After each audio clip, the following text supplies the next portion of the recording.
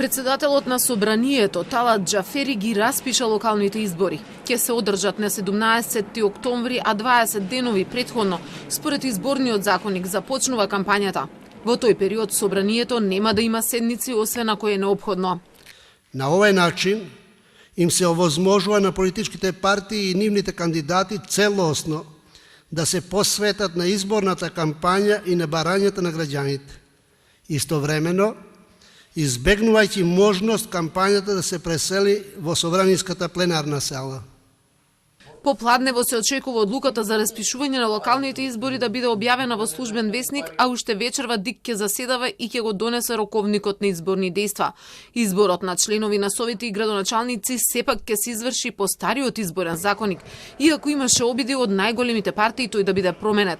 Се поизвестно е дека нема менување на изборните правила за 2 цензуса. Поднесување независна кандидатска листа со подписи на најмалку 2% од запишаните избирачи во таа општина, но и за избор на префериран советник со добиени најмалку 3% од гласовите.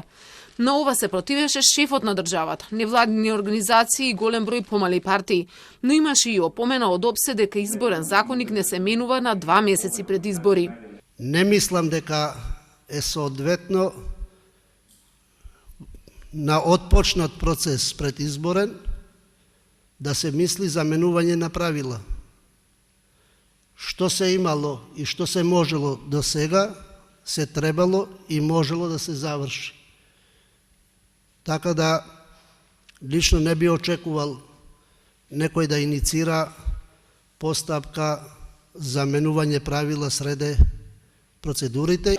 Инаку на овие избори за прв пат треба гласачот да е идентификуван преку отисок од прст.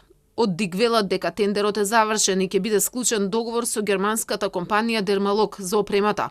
Во рок од 20 денови ќе бидат набавени 5%, значи 200 апарати кои ќе служат за обука на одборите и комисиите, а потоа и целосната опрема. Во ДИК се надеваат дека оваа постапка ќе обезбеди остварување на гласачкото право според принципот еден гласач, еден глас.